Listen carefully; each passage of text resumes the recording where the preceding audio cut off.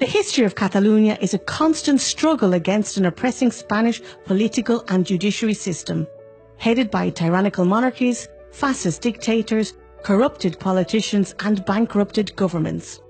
For centuries, the people of Catalunya have attempted to recover the rights and freedoms they lost under Spanish domination, to continue developing a democratic and prosperous society open to the world. Catalunya's privileged location alongside the Mediterranean coast gave birth to a cultural community with an economy mostly based on agriculture, production and trading with other nations. No wonder that Catalunya developed and published the first international maritime law book, which regulated sea trade for more than 700 years, becoming the basis of today's international mercantile law. The birth of Catalunya as a cultural and political nation started more than 1,000 years ago. The Catalan flag, first parliament and Catalan constitution are some of the oldest in Europe today. In contrast, Spain's current national flag and first ever attempt of a Spanish constitution are just over 150 years old.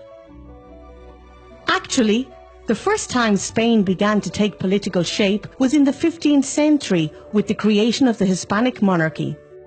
Born from the marital alliance between the two most powerful Catholic monarchies in the Iberian Peninsula, Queen Isabella of Castile, a crown of absolutistic tradition with its capital in Toledo, and the King Fernando of Aragon, a crown of parliamentarian tradition formed by a federation of kingdoms and the Principality of Catalunya, which its capital city Barcelona was also the crown's capital. Despite becoming a part of the Hispanic monarchy, the Principality of Catalunya continued enjoying its own independent parliament, laws and currency for another 250 years. Such was its political independence that Spanish monarchs were obliged to swear obedience to the Catalan constitutions and laws, something completely unusual in medieval Europe. Another example of Catalunya's uniqueness within the Hispanic monarchy was the revolt of the Catalan peasants in the 15th century. It meant the end of many nobility abuses, such as the right of the lord to be the first one to have sex with a peasant's bride on her wedding night.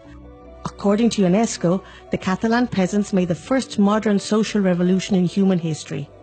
In contrast, in the Crown of Castile, nobility abuses and privileges continued for another 400 years.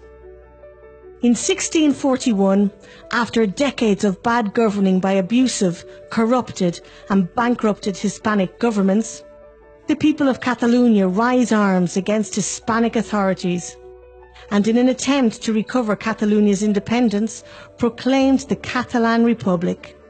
It was a new peasants' revolution that became known as the Reapers' War. In 1705, the conflict would explode again in what would be known as the War of the Spanish Succession.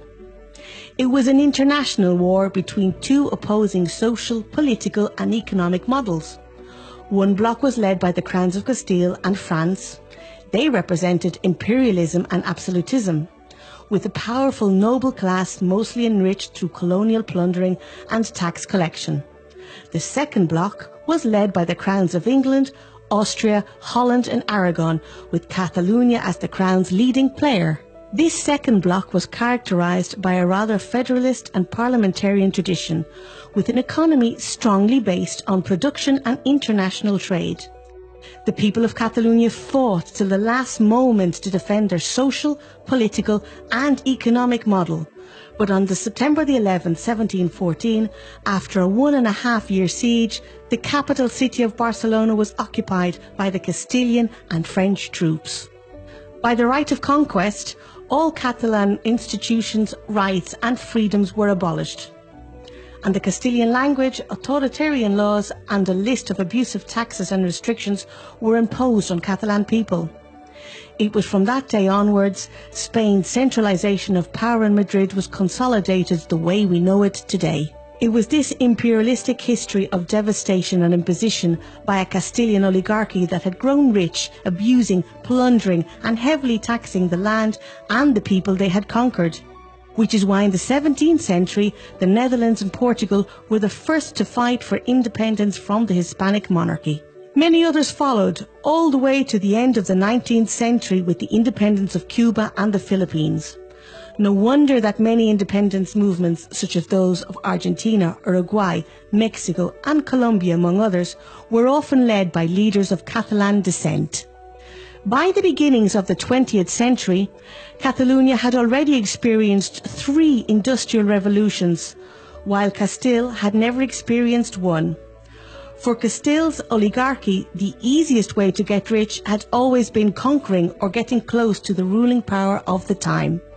For instance, in the 19th century, to increase trade and prosperity, private Catalan citizens risked their own capital to finance the construction of a railway network to connect the industry with the harbours. In the meantime, the Spanish government in Madrid would go bankrupt constructing a railway network to connect all its royal palaces, just for the Queen and oligarchy's entertainment.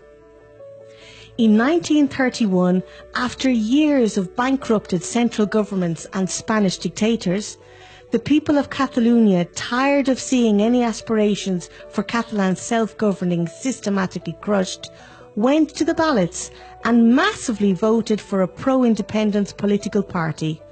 Once again, the Catalan Republic was proclaimed. Only Spanish fascism, with the help of Hitler and Mussolini, would stop democracy and the national development of Catalunya. Anyone defending Catalan culture, rights and freedoms would be persecuted, as had already happened to so many other Catalans in the past. The president of Football Club Barcelona was arrested and shot dead by Spanish fascists for no reason. Architect Antoni Gaudí, at 72 years of age, was beaten and jailed for speaking in Catalan to a Spanish policeman. Or the president of Catalunya, who became the only ever democratically elected president in Europe, sentenced to death.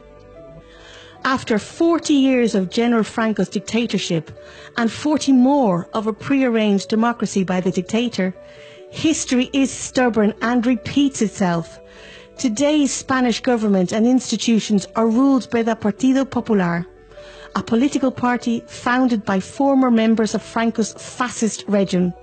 Spain leads Europe in political corruption, debt, unemployment, school failure and breaches to European legislation. The Spanish government and judiciary system continues its tax plundering on the Catalan economy, on oppressing Catalan culture and persecuting its elected politicians. For almost 2 decades now, the Catalan community has been asking the Spanish government to invest in connecting our industry and harbours to Europe by train. Instead, the Spanish government has built the world's second largest high-speed passenger network after China, a train system that will never be profitable and has so far only increased Spain's national debt. So the clash between these two cultural, political and opposing economic models continues unsolved. Today, over 80% of Catalunya's citizens agree that the best way to decide on the future relationship between Catalunya and Spain is through political negotiation, followed by a referendum, like the one the UK and Scotland agreed on. Unfortunately, due to its history, Spain has never developed a true democratic political culture. For Spain's ruling power, negotiating has always been seen as a weakness. A conqueror has no need to negotiate with his adversary. A conqueror attacks his adversary till this fully surrenders. That's why for the last decade, Spain's only response to all proposals from the Catalan Parliament to negotiate a democratic solution have been no. Worse still, lately the Spanish state has begun to persecute and jail elected members of Parliament and civil leaders. It has even ordered violence by police forces to stop peaceful citizens from voting. What has the European Union done to protect its Catalan citizens against Spain's attacks on democracy and freedom of expression?